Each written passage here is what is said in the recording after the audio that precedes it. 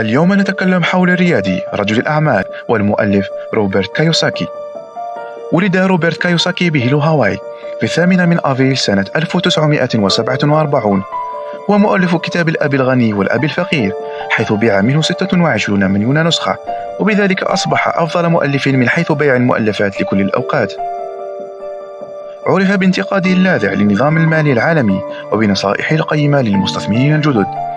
أول مقالة له نشرت عام 1991 وحققت رواجا كبيرا، وكانت بعنوان إذا أردت أن تصبح غنيا وسعيدا لا تذهب للمدرسة.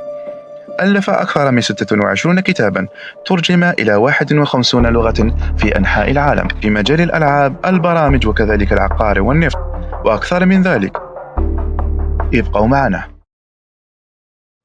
My success comes from spirituality, not finance. And what happened was when my wife and I started Rich Dad back in 1996, actually, we left the spirituality out. And then the corporate types came in, the MBAs and the accountants and attorneys. We're just a bunch of married men who are kind of like Robin Hood and his gang. Are you Robin Hood?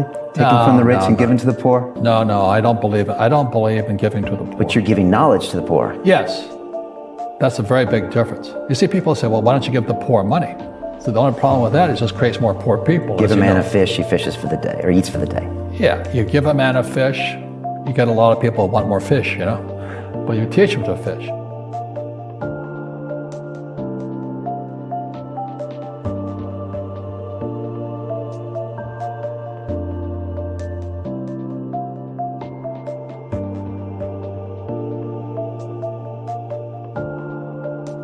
This is the difference is an entrepreneur must know about money, or they're no longer entrepreneurs. And it says an employee doesn't have to know anything about money. So my rich dad started teaching me about money on one condition. And that condition was he would never pay me. He says, the moment I pay you, you think like an employee. He says, that's the trap. Entrepreneurs work for free. The moment you accept the paycheck, your brain goes dead. You just got paid. He says, as long as you're hungry, you'll think.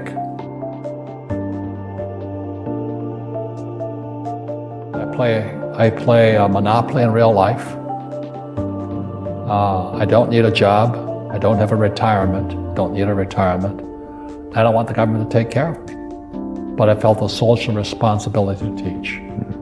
And that's what my rich dad did for me. Einstein said, imagination is more important than knowledge, but knowledge empowers imagination. And what most people lack is real business knowledge, like accounting, like debt, like taxes. You gotta know that stuff, but they don't teach it in school to anybody. A fake teacher is somebody who just wants a job and they'll teach anything.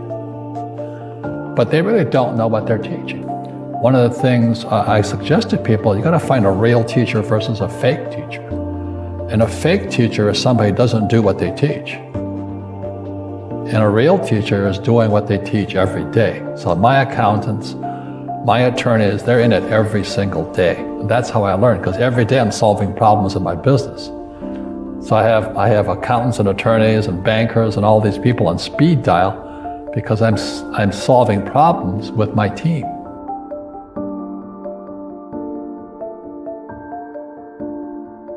My success comes from spirituality, not finance.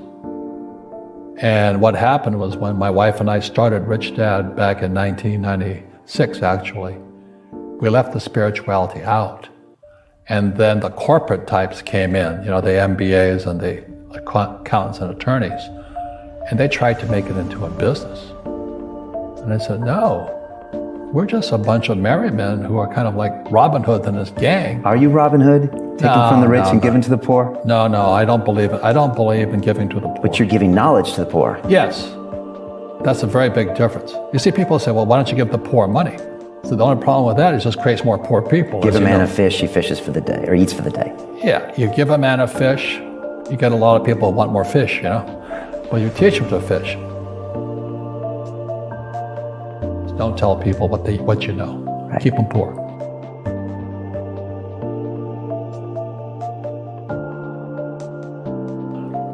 But when they say I can't afford it or I can't do that, they go down.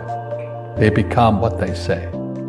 Poor people say I can't afford it, I can't do that, I don't have time. Because it's an escape.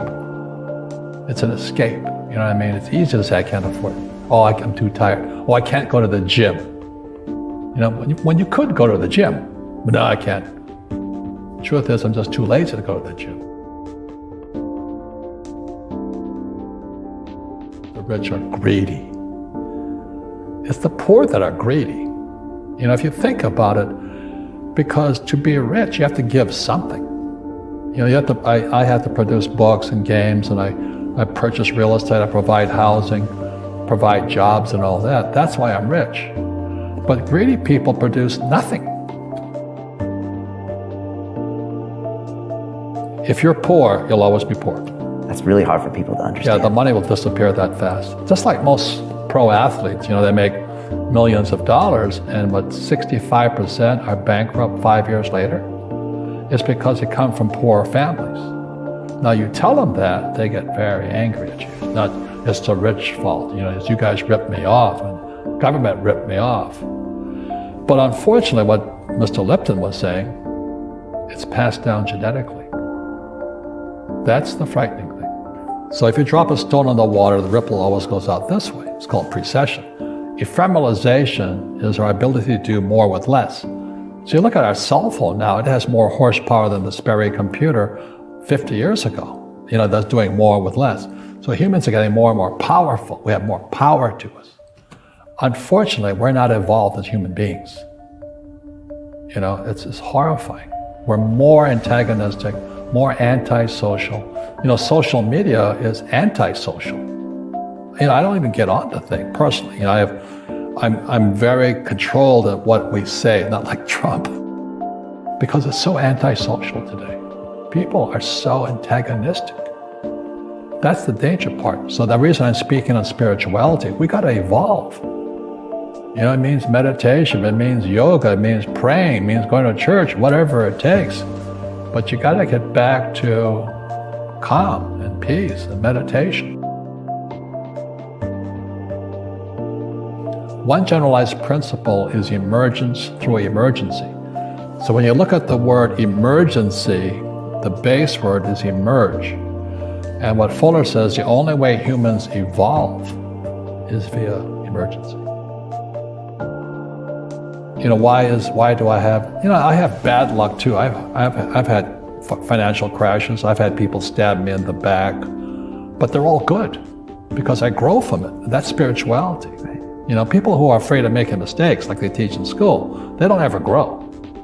Because spirituality is there's good and there's bad, there's right and there's wrong, there's up and there's down. Most people only want to be right. They only want to be positive. Well, you can't have that. That's not reality. Don't make mistakes and don't ask for help. That's why the school system's actually fundamentally corrupt. It's anti-education. You know, the game of business is played with accountants, attorneys, bankers, hate to say it, politicians. You know, you gotta know the game. So what I say to young people is, you find your game. So my game financially is business, number one. Second is real estate. And that's why I pay no taxes. That's why Trump pays no taxes. Legally, it is a combination of business and real estate that gives us an unfair advantage over employees because they don't know what to do. Well, the New York Times article